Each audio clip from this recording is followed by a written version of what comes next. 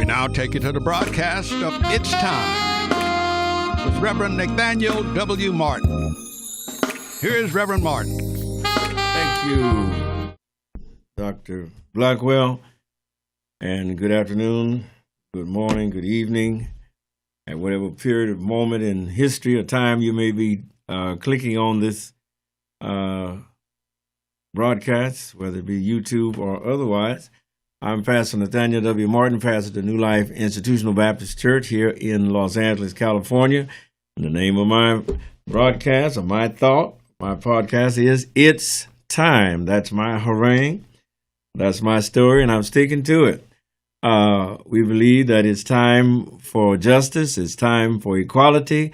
It's time for environmental justice. It is time for medical justice. It's always time for economic justice, which includes reparation for past criminal acts committed by the government of the United States of America against its own citizens. That would include the crime of slavery. That would include 100 years of Jim Crow segregation and denying blacks loans to get into the suburbs, while at the same time they were subsidizing and undergirding and underwriting those same loans for the citizens of a different hue. So it was a choice. It was a selection. It was an affirmative action. The government affirmatively chose to help its white citizens become homeowners and the like, and it likewise affirmatively chose to deny its other citizens of color, and I'm talking about black folks because the sign in my neighborhood said colored only and white only. And we were therefore kept out. We were excluded. We were denied. We were refused. And if we were the ones that were being refused, and it means that the other group was being invited and welcome and the whole 9 yards of all of those declensions of welcoming and inviting and expediting loans. And so we have now in 2019, people scratching their heads talking about there is a wealth gap. Well, how could there not be a wealth gap when the one group was denied way back yonder and the other group was accepted and encouraged? Our marching orders come from the Bible, from many portions of scriptures. I always like to start in the Old Testament, where Moses is teaching the people from the law of God and the commandments of God, the ethics of God. And one of those ethics says that thou shalt not oppress an hired servant that is poor, whether they be of thy strangers, or whether they be of thy kinsmen or thy brothers or of thy strangers that are within thy land, within thy gate. Okay, whether he be of thy brethren or of thy strangers that are within thy lands, within thy gates. I get it right after a second. It says, at that day, which means when they finish whatever it is that you've hired them to do, thou shalt give them their hire, neither shall the sun go down upon it, lest they cry out unto thee, unto the Lord, and it be sin unto thee. What is God saying in that very simple, straightforward ethic or command or instruction that he is giving to the children of Israel through Moses is that you should not defraud the people of God that work for you, the people who you may feel that they are not on an economic level with you or not equal with you socially because of their economics. Most of our discrimination is built and fortified and measured by our economics. And God is saying when you are having interactions and dealings and interrelationships with people that are not your friends, but They are what you call business associates, or people you see, acquaintances in business. You should treat them how? Fairly. Remember the 6th chapter of Micah, 6 and 8, which we always like to refer back to from a social gospels point of view, says, He'll show thee, O man, what is good, and what doth the Lord require of thee, but to do justly, to love mercy, and to walk humbly with thy God. And so we have this admonition over and over throughout the scriptures, whether they're in the Old Testament or whether they are in the New Testament. For did not Jesus teach, thou shalt do unto others as you would have them to do unto you? And he said, for the first commandment, thou shalt love the Lord thy God with all thy heart, with all thy mind, with all thy strength, with all thy soul, and thy neighbor as thyself.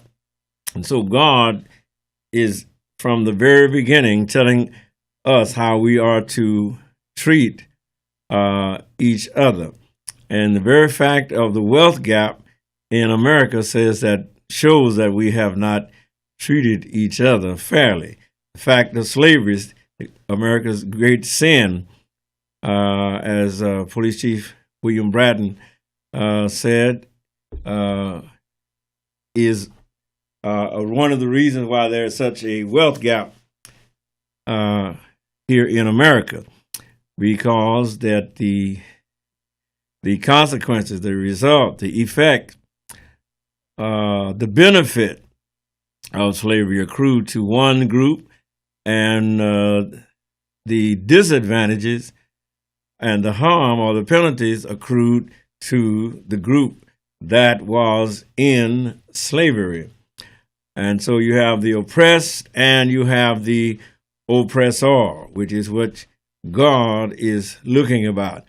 And remember, when Jesus came into the world, it says in the 53rd chapter of Isaiah, somewhere down there, that he was oppressed and he was afflicted, yet he opened not his mouth. But the key word is that Jesus came down to help the oppressed people.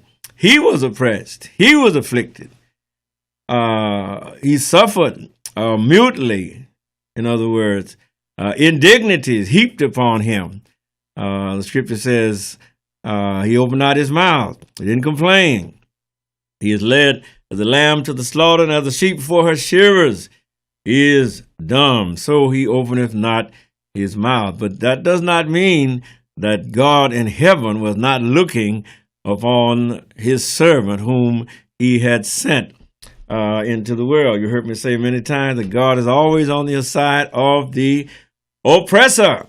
And God is looking, and God is observing, and God is a delivering God. And when Jesus came into the world, he came to make atonement for the sin that mankind had committed against God. And consequently, after that, once you sin against God, you're going to sin against everybody else.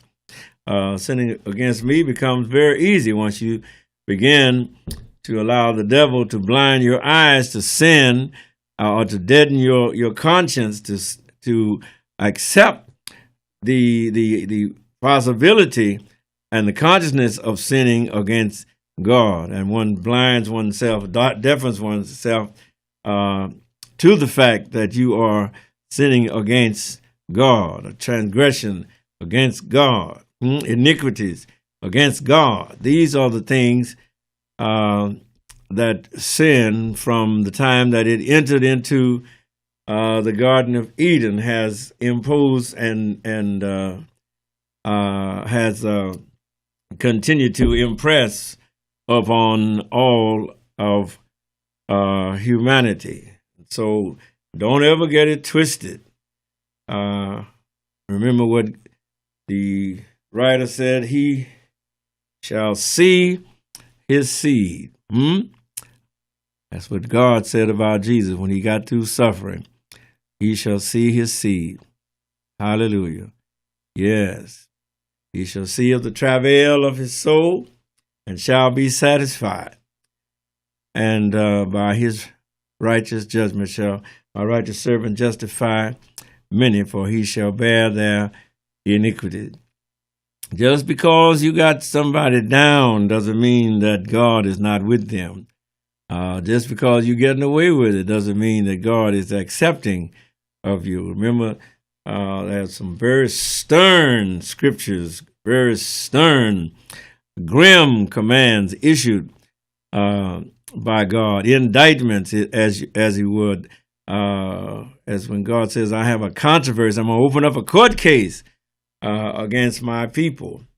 And the Bible is replete with God inveighing against man's inhumanity to man. God's pleading with the oppressor to stop afflicting his brother and his sisters, which become automatically the oppressed. Remember, God is always on the side of the oppressed. God said even in finances, even in wages, you have to what? Pay the people what you owe the people. Politicians should take heed to that, because there is a God who is observing our actions. You know, the politicians come to our churches and say, we're going to be your servant. And the day after they get elected, you can't get a call from, you can't get your call through no more. God, however, can tap on a nation's door and rap on a nation's door handle, door knocker, and get that nation's attention. And I believe that we're beginning to see that here in the United States of America, where judgment seems to be beginning at the Lord's house. Judgment seems to be descending upon the place that always sing, God bless America, land that I love. And don't fool yourself. The prophecies that are written, God says, my word, so shall my word be that goeth forth out of my mouth. It shall not return to me void, but it shall accomplish that. Yes. Which I please and prosper in that thing whereto I sent it. All right. God, therefore, is concerned about how we are being treated in the society, treated by the government, treated by the politicians. And yes, how husbands treat wives and wives treat husbands, and persons who are not friends treat each other, acquaintances in business especially, because of the fact that in our culture, which we live under a very capitalistic, demented culture, this culture says to have capitalism, someone must always be on top, which means that somebody else must always be on the bottom. And that is not how God started the world. That's not how God intended that the world should be. But under capitalism, we have no equality. We have no equality.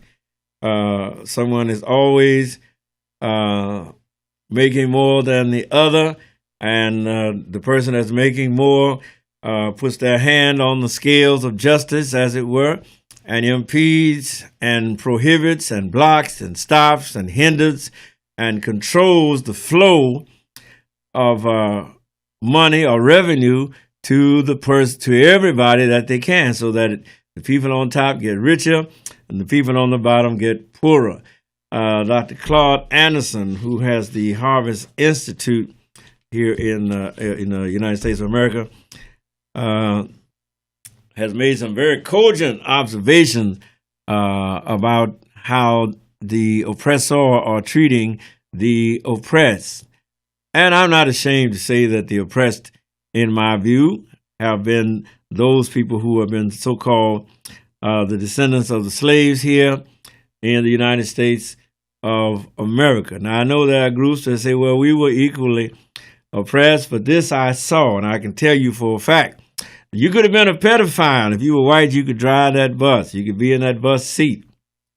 And you could be a rapist, or you could be gay, or you could be homosexual, or you could be sitting in that driver's seat if you were white. And there was no stipulation, there was no requirement anything that says that you were prevented simply because that you might have been an LGBTQ. Those type of things weren't even talked about in those days. As a matter of fact, when you look at some of the horrendous crimes that were committed down through history, down through the civil rights struggle before the 60s, or before Brown v. Board, and since Brown v. Board, why those people, a lot of those people were horrendous criminals, sociopaths, and the like. All of those sociological terms, pathological killers and haters, and but yet they were in power. They were the sheriffs, they were the judges, they were the commissioners, they were the politicians, they were the senators, they were the Congress people. They were in all of those positions. They wrote the books used in the educational system. They wrote the curriculum. They wrote the education code. And so when we began to push back against segregation, push back against discrimination and this inequality, then you began to uncover and expose the deep extent and the depth to which this structure that we call racism has sunk to, and how high it has risen, how wide is its reach. But of course, no lie can live forever. And since we know that racism is a concept and not a truth that occurs in nature, as it was once taught, that there was the inferiority of the races and all of that type of foolishness, which passed for accepted science way back in the 20s and 30s, 40s, and on up until actually they busted through. And as far back as the 1950s, they knew that race was not a biological reality, that it was a social construct. Nevertheless, the consequences of that social construct are still being imposed upon people, not only in the United States, but around the world. That is why I've continued to stress and will continue to impress that black people have been defrauded de jure. That means de jure is a pretty word. It means by law. It was not a private matter. It was de jure.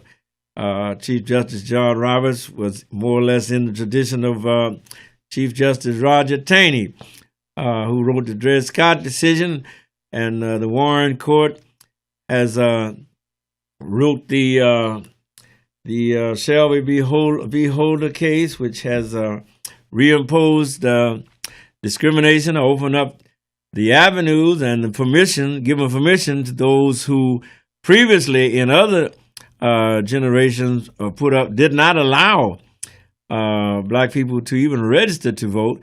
Now it has given them license to begin again to hinder, impede, block, prohibit, and do all other types of things at voter suppression.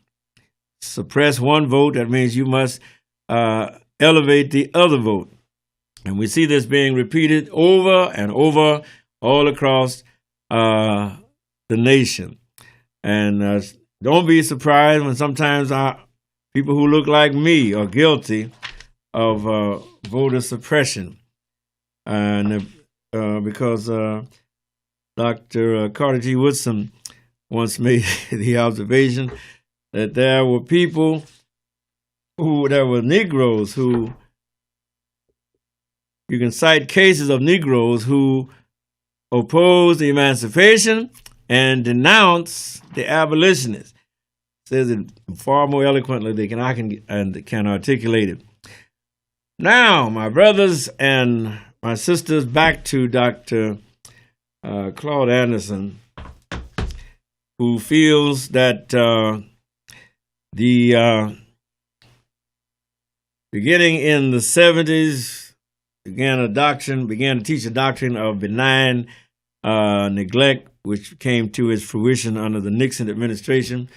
And one of the aims of benign neglect was to shift focus mind you, shift the focus from black civil rights, shifted to minorities, children, women, and immigrants, gays. And mind you, the sign never said when I was growing up minority only, white only. It just said colored only and white only. Colored go here, white go here. White was always better, and colored was always inferior. Didn't say anything about minority. This business of minority did not occur until after the passage of the Civil Rights Bill, and wily politicians and congresspersons like Strom Thurmond and Jesse Helms were able to water down the original strength of the Civil Rights Bill by including all of these other groups in order for the Negroes or the black people or the African American people, however you want to label me, categorize yourself, to get a minimum or modicum of relief from the government sanctioned, mind you, oppression to which he and she had been the victims from the 100 years from slavery. You remember in 1963 when Dr. Martin Luther King gave what the larger society likes to call the I Have a Dream speech. He said, 100 years later, the Negro still is not free. Went on in one place and said he finds himself on a lonely isle of poverty in the midst of a vast ocean of material prosperity. 100 years later, the Negro's basic mobility is from a smaller ghetto to a larger one. But you can read that speech for yourself. Let me get to Dr. Claude Anderson talking about benign neglect and its present impact upon us even at this very hour. He says now we stop talking about black civil rights for blacks. We start talking about civil rights for minorities, children, women, immigrants, gays. Start talking about political correctness, make black people disappear. For the most part, we are disappearing. No issues pertaining to blacks. And why I say that we are disappearing, because the other political groups, political interests, have in many ways usurped and supplanted the black issues. Affirmative action equal corrective action for what government has done in systematically, historically, conscientiously, and committedly against a specific group of people. That's what affirmative action was supposed to be. And it was supposed to be a correction for the historic, systematic, committed, intentional, deliberate withholding of the blessings of liberty from black Americans, African Americans, as we recall. I will leave you to put the proper label as you so desire. And so he said affirmative action was supposed to be this manifestation of affirmative action was supposed to be a corrective action. Well, in the larger sense, my brothers and my sisters, what was slavery? Why, slavery was affirmative action for white folks. Isn't that right? What was Jim Crow? What was segregation? It was affirmative action for white folks. And so when they come up in the late 60s and start saying, well, now we're going to have affirmative action for black folks to correct in measure the harm that the government of the United States has done against its black citizens. Then all of the Southerners and many of the Northern politicians all screaming Jim Crow. Hell no. You know, you got that's reverse discrimination. You are undoing what has benefited us. In order for these people to benefit, we got to be hurt because we have been oppressing them for these many years. And this is the conundrum, if you will, that we currently find ourselves dealing with. Let's see. Again, Dr. Claude Anderson, still speaking, writing rather. He says, other groups were not excluded or subordinated or exploited.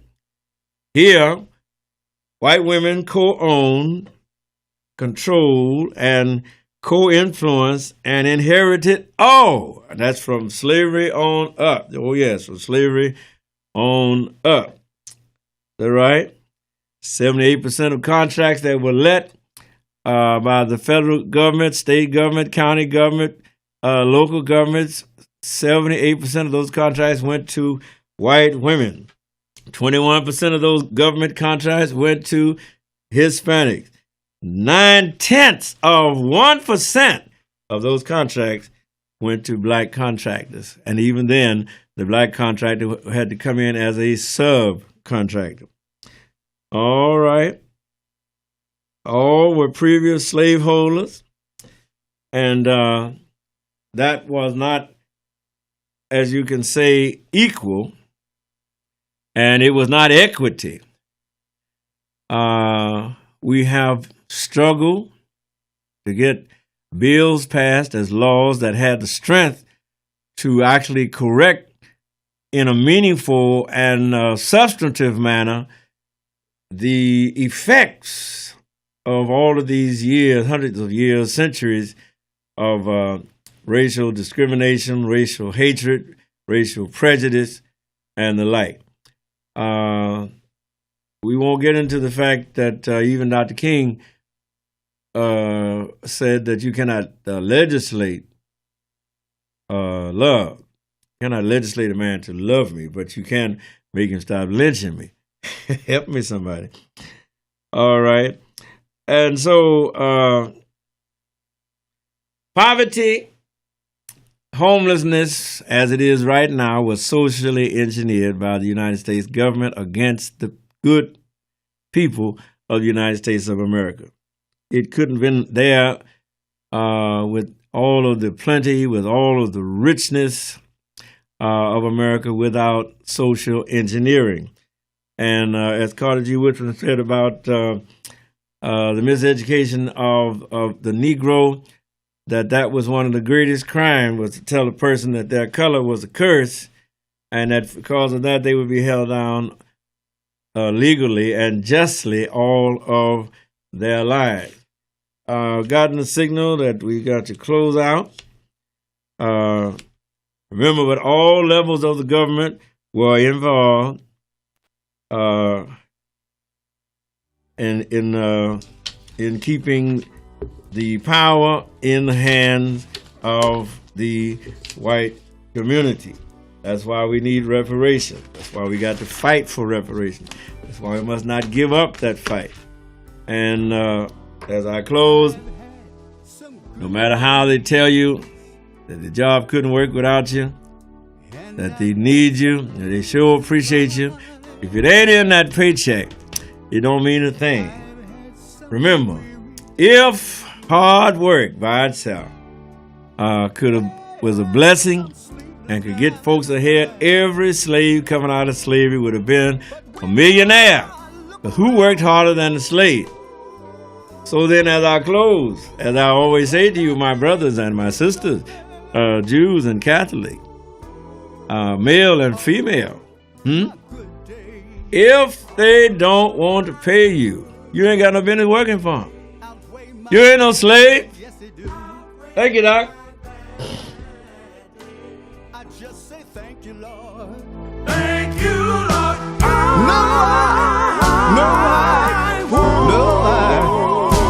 I won't complain.